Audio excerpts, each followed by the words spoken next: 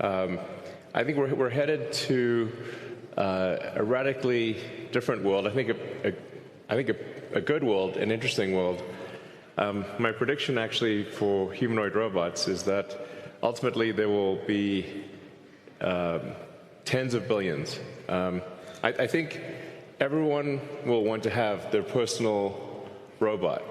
You can think of it like as though you had your own personal C-3PO or R2-D2, but even better. Then who wouldn't want to have their own personal C-3PO, R2-D2? That would be pretty great. I also think it unlocks an immense amount of economic potential, because when you think of like what is the output of an economy, it is productivity per capita times population or capita. Once you have humanoid robots, the actual economic output potential is tremendous.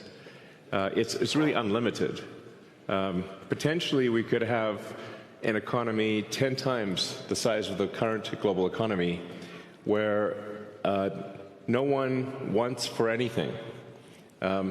Sometimes in AI they talk about universal basic income. I think it's actually going to be universal high income,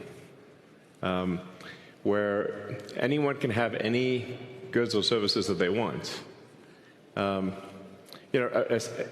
science fiction book recommendation that I have, which I think is probably the best envisioning of an AI future, is the Culture books by Ian Banks.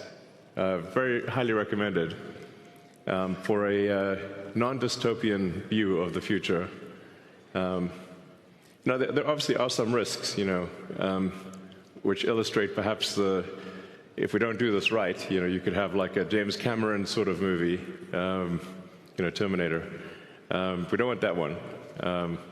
But having sort of a Star Trek future would be great, where we're out there exploring the stars, discovering the nature of the universe, and a level of prosperity and hopefully happiness that we can't quite imagine yet.